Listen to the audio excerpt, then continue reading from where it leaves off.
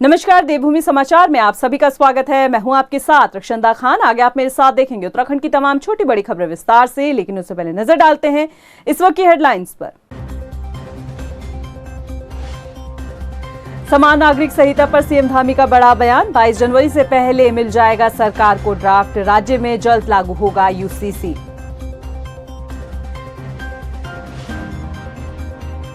लोकसभा चुनाव से पहले आम आदमी पार्टी को झटका। आप नेता रह चुके जोत सिंह बिष्ट समेत 100 से ज्यादा लोगों ने थामा बीजेपी का दामन। पीएम मोदी की नीतियों से हुए प्रभावित। उत्तराखंड प्रभारी बनने के बाद कुमारी शैलजा का पहला दौरा। पार्टी नेता और कार्यकर्ताओं के साथ बैठक। आगामी चुनाव के लिए गुटों को एकजुट करने की रहेगी चुनौती।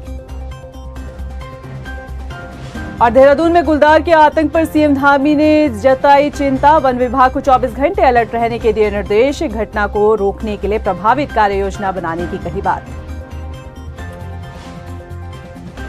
हेडलाइंस के बाद बुलेटिन में खबरें विस्तार से। और बात सबसे पहले करते हैं उत्तराखंड में लागू होने वाले समान नागरिक संहिता की।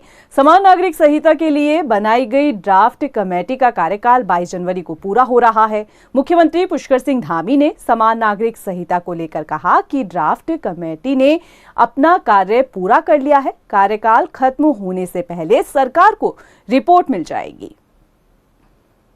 नहीं, जल्दी अब ड्राफ्ट कमेटी ने अपना सब काम कर लिया है, बस हमको संकलन करके देने वाली है। अयोध्या में राम मंदिर की प्राण प्रतिष्ठा को लेकर सीएम धामी ने कहा है कि इस दिन का लोगों को 500 सालों से इंतजार था। भगवान श्री राम के मंदिर में विधिवत प्राण प्रतिष्ठा पूजा अर्चना शुरू होगी।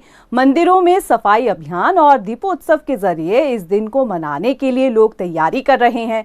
हर सनातनी के लिए ये विशेष दिन है, इसलिए लोग अपने शुभ कार्य भी इसी दिन कर रहे हैं।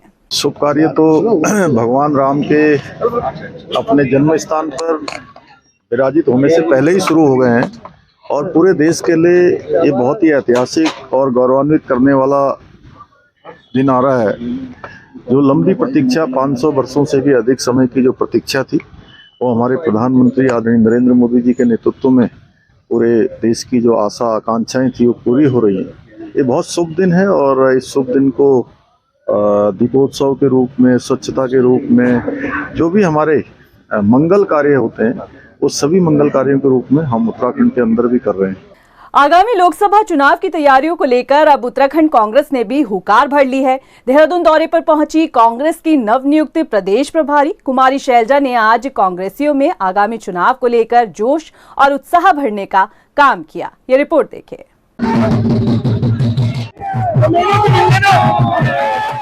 लोकसभा चुनाव को लेकर अब उत्तराखंड कांग्रेस भी अपनी तैयारियों में जुट चुकी है। पार्टी की तैयारियों को मुकाम तक पहुंचाने के लिए कांग्रेस के नवनियुक्त प्रदेश प्रभारी कुमारी शैलजा ने देहरादून पहुंचकर कांग्रेसियों में जोश और उत्साह भरने का काम किया।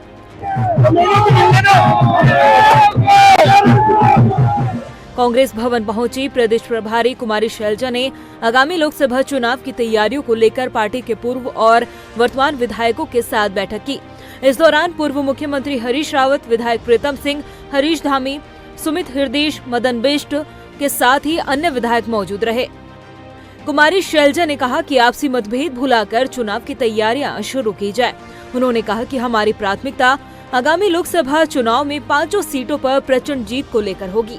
इसके साथ ही उन्होंने ये भी कहा कि भाजपा की जनहानि योजनाओं को जनता तक पहुंचाने का भी काम प्रदेश की कांग्रेस पार्टी करेगी। कांग्रेस पार्टी आगे आने वाले चुनाव के लिए पूरी तैयारी करे, सभी लोग मेहनत करें और हमारा प्रयास हो कि हम ज़्यादा से ज़्यादा 5 सीटें जीतें यहाँ पर। आज के दिन कल हम लोग गए थे सभी इम्फाल, तो आज के दिन जो हमारी राहुल जी के नेतृत्व में भारत जोड़ो न्याय यात्रा चली है, पूर्वोत्तर से लेकर पश्चिम तक जाएगी, मणिपुर से मुंबई तक देश को जोड़ने का कार्य राहुल जी, सभी को न्याय दिलाने का काम राहुल जी द्वारा आवाज़ उठाकर करने का प्रयास है हमारा कांग्रेस पार्टी का। वहीं अपने प्रभारी के दौरे को लेकर कांग्रेस नेताओं में भी ऊर्जा देखने को मिली। महिला कांग्रेस प्रदेश अध्यक्ष ज्योति रौतेला ने कहा कि अब बारी आगामी चुनाव की तैयारियों में जुटने की है हर स्तर पर अपने कार्यकर्ताओं में जोश भरने का काम किया जाएगा। ये आज तो उनका दौरा पहली मीटिंग थी यहाँ पे, तो आज जो उन्होंने बात करी पहले पॉलिटिकल अफेयर कमेटी में, जिसमें हम लोग भी शामिल थे, और उसका एमएलएस, एक्स एमएलएस, और उसके बाद जिला अध्यक्षों से, और उसके बाद सारे जो जितने भी लोग थे, जितने भी वर्कर थे, उनसे एक इंट्रैक्शन करा।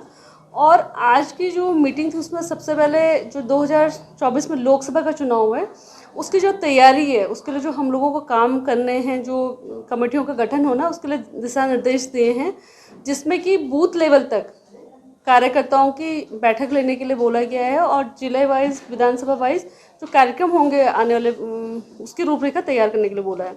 दूसरा 28 तारीख को हमारे राष्ट्रीय अध्यक्ष मल्लिकार्जुन खड़गे जी, क्योंकि यहाँ पे आ रहे हैं देहरादून में, तो उस कार्यक्रम की तैयारी को लेके जिम्मेदारियों के लिए बात हुई है। लोकसभा चुनाव की तैयारियों को लेकर अब कांग्रेस भी प्लानिंग में जुट चुकी है। अब सवाल यही उठता है कि क्या नवनियुक्त प्रदेश प्रभारी आगामी चुनाव में कांग्रेस की नैया पार लगा पाएगी, या पूर्व प्रदेश प्रभारी देवेंद्र यादव की तरह उत्तराखंड कांग्रेस की गुटबाजी में उलझ कर रह जाएगी। वहीं देवभूमि दौरे पर कांग्रेस के राष्ट्रीय अध्यक्ष मल्लिकार्जुन खड़गे भी जल्द आने वाले हैं। उत्तराखंड कांग्रेस के प्रदेश उपाध्यक्ष मथुराधर जोशी ने बताया कि 28 जनवरी को कांग्रेस राष्ट्रीय अध्यक्ष मल्लिकार्जुन खड़गे का उत्तराखंड दौरा प्रस्तावित है। इस दौरे में खड़गे पार्टी के सभी संगठन के लोगों से मुलाकात करेंगे, साथ ही उन्हें आगामी चुनाव में जीत के लिए मूल मंत्र देंगे। देखिए, 28 जनवरी को अखिल भारतीय कांग्रेस कमेटी के अध्यक्ष आदरणीय मल्लिकार्जुन खड़गे जी का उत्तराखंड का दौरा बन रहा है, और इस स्थान के बारे में अभी हमने विचार विमर्श उसमें कर रहे हैं। हमको AICC से उनके दौरे का प्रस्ताव, उनकी कार्यक्रम हमको प्राप्त हुआ है, और निकट भविष्य में हम उनके स्थान के बारे में भी तय करेंगे, और पार्टी के सारे संगठन के लोगों से वो मुलाकात करेंगे, और पार्टी के जो आगामी लोकसभा चुनाव है उसको हम किस तरीके से उत्तराखंड लड़ेंगे, इसमें हमारा मार्गदर्शन करेंगे। लोकसभा चुनाव से पहले उत्तराखंड भाजपा में कुनबे को बढ़ा रही है, और इसी क्रम में भाजपा में विपक्षी दल के नेता जो है वो शामिल भी हो रहे हैं। आज आम आदमी पार्टी से इस्तीफा दे चुके ज्योत सिंह बिष्ट ने अपने समर्थकों के साथ भाजपा का दामन थामा है। इसके अलावा अब नेता हेमा आर्य भी बीजेपी में शामिल हुई हैं। वहीं 100 से ज्यादा लोगों ने भाजपा की सदस्यता ग्रहण की है। इस मौके पर भाजपा प्रदेश अध्यक्ष ने कहा कि भाजपा प्रदेश में और मजबूत हुई है। वहीं ज्योत सिंह बिष्ट ने कहा कि वो प्रधानमंत्री की नीतियों से प्रभावित होकर भाजपा में शामिल हुए हैं। और आज जिस प्रकार से ज्योत सिंह बिष्ट जी हैं, हमारे रतूड़ी जी हैं, हेमारे जी, इनके साथ बड़ी संख्या में विभिन्न दलों के लोग आए हैं, और उस कार्यक्रम में हमारे मुख्यमंत्री जी यहाँ पर उपस्थित थे। ये कुनबा बढ़ता चला जाएगा, और बड़ी संख्या में लोग आना चाहते हैं। उत्तराखंड के अंदर उत्तराखंड की जनता का भी दबाव अपने राजनीतिक कार्यकर्ताओं पे है, जो राजनीतिक क्षेत्र में काम करने पर दबाव है कि मोदी जी का साथ देना है। मैंने कहा कि इस समय मेरा लक्ष्य जो है, आपने जिस चुनाव की बात करी, मैं जिस पार्टी में आया उसमें अनुशासन है, उसमें संगठन का बूथ लेवल पे फॉर्मूला है, और अध्यक्ष जी और माननीय मुख्यमंत्री जी जो फैसला करेंगे हम उस फैसले के साथ रहेंगे। भारतीय जनता पार्टी के नेतृत्व में उत्तराखंड के अंदर विकास की जो धारा बह रही है उसमें हम भी हिस्सेदार होकर के उसको और ताकत देने का काम करेंगे, और बल्कि हमारी कोशिश ये होगी कि जो लोग थोड़ा सा इधर उधर हैं उन सबको भी जोड़ने का काम करेंगे। उधर उत्तराखंड कांग्रेस ने बीजेपी की सदस्यता अभियान पर तंज कसा है। कांग्रेस के पूर्व प्रदेश अध्यक्ष गणेश गोदियाल ने कहा कि भाजपा का अपने लोगों से विश्वास उठ गया है, जिस वजह से बीजेपी विपक्षी नेताओं के जरिए अपनी नैया पार कराना चाहती है। गोदियाल ने यह भी दावा किया है कि उत्तराखंड भाजपा में मौजूदा सांसदों में से कई नेताओं के आने वाले लोकसभा चुनाव में टिकट कटेंगे। ये सुना है कि भारतीय जनता पार्टी के जो नीति है वो ये है अभी इस चुनाव में कि जो उनके वर्तमान लोकसभा के सदस्य हैं उनमें से अधिकांश लोगों के टिकट काटे जाएं, और ऐसे में वो अपने कार्यकर्ताओं पर उनका शायद विश्वास न हो, इसलिए वो कांग्रेस के नेताओं पर विश्वास रख रहे हैं कि कोई कांग्रेस के नेता आकर या अन्य दलों के नेता आकर वो अपनी बैतरणी पार लगाएं। लेकिन मैं जहाँ तक मानता हूँ कि कांग्रेस का कोई व्यक्ति इस समय ऐसा नहीं लगता है कि बीजेपी में जाके ऐसा शामिल होगा। अन्य दलों के लोग, आज मैंने सुना कि कुछ एक आध लोग बीजेपी में शामिल हुए हैं। लोकसभा चुनाव को लेकर भारतीय जनता पार्टी द्वारा पूरे देश में क्लस्टर के आधार पर लोकसभा क्षेत्र को बांट दिया गया है। उत्तराखंड में भी भाजपा ने 5 लोकसभा सीट को 2 क्लस्टरों के बीच में बांटा है, जिसके इंचार्ज की जिम्मेदारी धामी सरकार के 2 कैबिनेट मंत्रियों को सौंपी गई है। क्या कुछ ये कामकाज होगा, क्लस्टर किस तरीके से काम करेंगे, क्या उनका उद्देश्य रहने वाला है, इस रिपोर्ट में देखिए। लोकसभा चुनाव में फतेह हासिल करने को लेकर भाजपा ने कई प्लान बनाए हैं और इन्हीं रणनीति में से एक क्लस्टर के माध्यम से लोकसभा क्षेत्र को बांटने का भी है, ताकि जो काम लोकसभा क्षेत्र में होना है वो काम इन क्लस्टरों से धरातल पर उतारा जा सकेगा। इसके अलावा भाजपा चुनाव के प्रचार प्रसार की तैयारी भी इन क्लस्टरों के माध्यम से करेगी। धामी सरकार की 2 कैबिनेट मंत्रियों को क्लस्टरों के इंचार्ज की जिम्मेदारी सौंपी गई है। कैबिनेट मंत्री धन सिंह रावत को टिहरी, पौड़ी और हरिद्वार लोकसभा सीट के इंचार्ज की जिम्मेदारी सौंपी गई है, तो वहीं कैबिनेट मंत्री सौरभ बहुगुणा को अल्मोड़ा और नैनीताल लोकसभा सीट की जिम्मेदारी दी गई है। पार्टी सरकार और संगठन से मिलकर काम करने वाला दल है और संगठन का भी सहयोग और सरकार का भी सहयोग लोकसभा चुनाव के लिए बहुत आवश्यक हो जाता है। तो हमने दोनों अपने जो प्रमुख कैबिनेट मंत्री है, युवा है, दौड़ भाग करने वाले हैं, ऐसे सब लोगों को हमने दोनों को क्लस्टर का इंचार्ज बनाया। डॉक्टर धन सिंह जी गढ़वाल क्लस्टर में रहेंगे और सौरभ बहुगुणा जी कुमाऊं क्लस्टर में रहेंगे। पूरे देश में भाजपा ने जिन नेताओं को क्लस्टर इंचार्ज की जिम्मेदारी सौंपी है, उनकी 16 जनवरी को दिल्ली में एक बैठक भी होनी है, ताकि लोकसभा चुनाव को लेकर क्या कुछ रणनीति भाजपा हाईकमान द्वारा बनाई गई है और किस लोकसभा सीट पर क्या कुछ पार्टी की कमजोरी और मजबूती है, इन सभी चीजों को लेकर समीक्षा की जाएगी। वहीं क्लस्टर इंचार्ज की जिम्मेदारी मिलने पर मंत्री धन सिंह रावत का कहना है कि जो भी जिम्मेदारी उन्हें दी गई है वो इस जिम्मेदारी को बखूबी निभाएंगे। भारतीय जनता पार्टी में प्रत्येक कार्यकर्ता को लोकसभा की जिम्मेदारी दी गई है। किसी को बूथ की जिम्मेदारी दी गई है, किसी को मंडल की दी गई है, किसी को अलग अलग जिम्मेदारी दी गई है, किसी को लाभार्थी सम्मेलन की दी गई है। वैसे मुझे भी जो है क्लस्टर की जिम्मेदारी दी गई है और जो पार्टी का आदेश होगा उसको किया जाएगा। लोकसभा चुनाव 2024 में जीत हासिल करने के लिए बीजेपी ने अब अपनी तैयारियों को अमली जामा पहनाना शुरू कर दिया है। ऐसे में देखना ये होगा कि आखिरकार पार्टी द्वारा जो क्लस्टर के तहत लोकसभा सीटों को बांटा गया है, पार्टी को लोकसभा चुनाव में उसका कितना फायदा मिलता है। रुड़की के मंगलौर में गुड़ मंडी पर प्रस्तावित कार्यक्रम में शामिल होने केंद्रीय मंत्री रिटायर्ड जनरल वीके सिंह पहुंचे, जहां उनका स्वागत हरिद्वार सांसद रमेश पोखरियाल निशंक और भाजपा कार्यकर्ताओं ने किया। इस मुलाकात के दौरान बीजेपी के दोनों दिग्गज नेताओं ने गुड़ मंडी में मौजूद शिव मंदिर में श्रमदान किया। भाजपा के दीवार लेखन अभियान में भी हिस्सा लिया। विधानसभा में पहुंचने के बाद क्या कहना, आए एक प्रोग्राम है और रास्ते के अंदर आज मंदिर को साफ करने का भी मौका मिला, एक दीवार लेखन का भी मौका मिला और ये सब कार्य इसलिए कि 500 साल के बाद एक भव्य मंदिर के अंदर पुनः रामलला की मूर्ति लग रही है और एक बहुत बड़ी चीज़ है देश के लिए।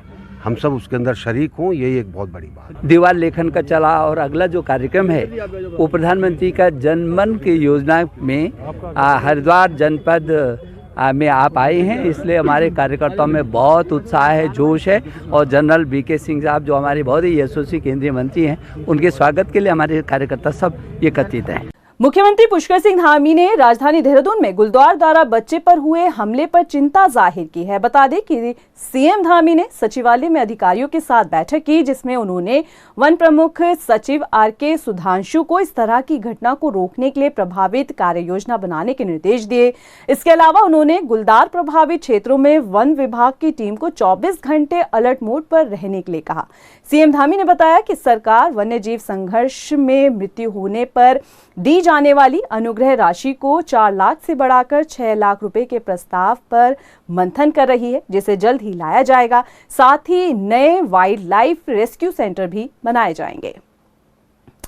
उत्तराखंड में 34वें सड़क सुरक्षा माह की शुरुआत की गई। राजधानी देहरादून में पुलिस लाइन में कार्यक्रम का आयोजन किया गया, जिसमें एसएसपी अजय सिंह ने इंटरसेप्टर गाड़ियों और बाइक रैलियों को हरी झंडी दिखाकर रवाना किया। वहीं एसपी ट्रैफिक सर्वेश पवार ने बताया कि प्रदेश भर में 14 फरवरी तक सड़क सुरक्षा माह मनाया जाएगा, जिसमें पुलिस प्रशासन यातायात के नियमों को लेकर लोगों को जागरूक करेगा। हाँ, इसमें ये बेसिकली सड़क सुरक्षा माह है जो 15 जनवरी से 14 फरवरी तक आयोजित होगा। इसमें प्रदेश भर में अलग अलग कार्यक्रम आयोजित किए जाएंगे ट्रैफिक पुलिस के द्वारा, जिसमें अवेयरनेस के मेनली हमारा फोकस अवेयरनेस पे रहेगा। इसमें स्कूल्स, कॉलेजेस और जितने भी हम हर वर्क को इसमें कवर करने की कोशिश करेंगे, जिसमें हम ट्रैफिक नियमों के बारे में, उनके अवेयरनेस के बारे में अलग अलग कार्यक्रम आयोजित करेंगे। टिहरी में जिलाधिकारी मयूर दीक्षित ने कलेक्ट्रेट सभागार में जनता मिलन कार्यक्रम में ग्रामीणों की समस्याओं को सुना। डीएम ने बताया कि कार्यक्रम में पुनर्वास, दैवीय आपदा के दौरान क्षतिग्रस्त हुए मार्गों की मरम्मत के अलावा जर्जर भवनों के निर्माण से जुड़ी 16 शिकायतें आई, जिसके निस्तारण के लिए संबंधित विभाग के अधिकारियों को दिशा निर्देश दिए गए। उसमें कुछ जल जीवन मिशन में कुछ जो छूटे लाभार्थी उनके बारे में आई है, कुछ समस्याएं हैं जो पुनर्वास से संबंधित हैं, कुछ जो आपदा के कुछ जो बारिश में कुछ डैमेजेस हुए थे उसमें जहाँ अभी भी छूटे हुए कुछ कार्य हैं उसके बारे में लोगों ने मांग पत्र प्रस्तुत किए हैं। इसमें कई ऐसी शिकायतें हैं जो कि डिपार्टमेंट्स के द्वारा निस्तारित की गई हैं, कुछ ऐसी हैं जिनको हम लोग आगे भी परस्यू करेंगे। इसके साथ ही माननीय मुख्यमंत्री सीएम हेल्पलाइन जो है उसका भी रिव्यू किया गया और उसमें भी सभी अधिकारियों को निर्देशित किया गया कि वो शिकायतकर्ता से खुद पर्सनली फ़ोन पर बात करें और विजिट भी करें स्थलों का जहाँ से शिकायत अगर बार बार आ रही है। लोहाघाट में मौसम विभाग ने अपना 150वां स्थापना दिवस बनाया। इस मौके पर आयोजित कार्यक्रम में शामिल हुए मौसम एवं भूकंप वैज्ञानिक डॉक्टर ए.के. सिंह ने बताया कि 15 जनवरी 1875 में केंद्र स्थापित हुआ था। तब से लेकर अब तक मौसम विज्ञान केंद्रों में नई तकनीक में बढ़ोतरी हुई है, जिस वजह से आज लोगों को मौसम की सटीक जानकारी मिलती है।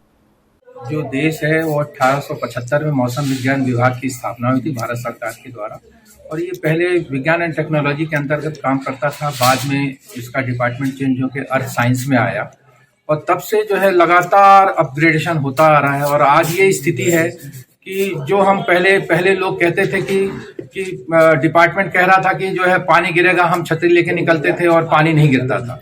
ठीक है, पहले स्थितियां होती थी क्योंकि पहले उतना अपग्रेड नहीं हुआ था। लेकिन आज की स्थिति यह है कि हम जो बोलते हैं, जो कहते हैं, वो 98%, 1 या 2% जो है ऊपर नीचे होता है। बाकी सारी फोरकास्ट हमारी बहुत अपग्रेड हो गई हैं, सारे इंस्ट्रूमेंट नए टेक्नोलॉजी आ गए हैं, जिसकी वजह से हम जो है ये सारी चीजें आप तक पहुंचा पा रहे हैं।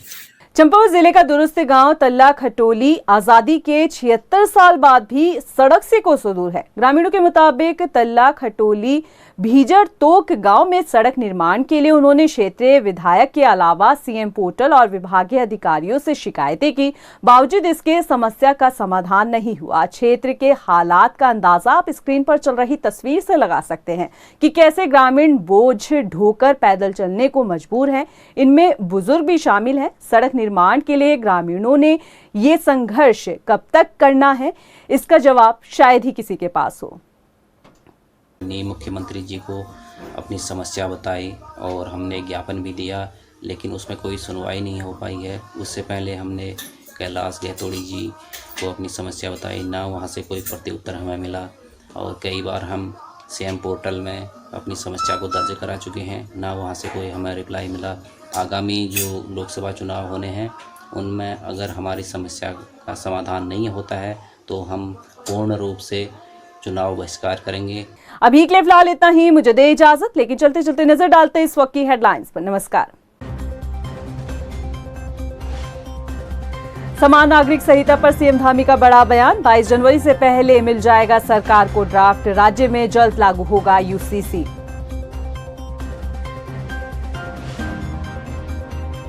लोकसभा चुनाव से पहले आम आदमी पार्टी को झटका, आप नेता रह चुके जोत सिंह बिष्ट समेत 100 से ज्यादा लोगों ने थामा बीजेपी का दामन, पीएम मोदी की नीतियों से हुए प्रभावित। उत्तराखंड प्रभारी बनने के बाद कुमारी शैलजा का पहला दौरा, पार्टी नेता और कार्यकर्ताओं के साथ बैठक, आगामी चुनाव के लिए गुटों को एकजुट करने की रहेगी चुनौती। और देहरादून में गुलदार के आतंक पर सीएम धामी ने जताई चिंता, वन विभाग को 24 घंटे अलर्ट रहने के दिए निर्देश, घटना को रोकने के लिए प्रभावित कार्य योजना बनाने की कही बात।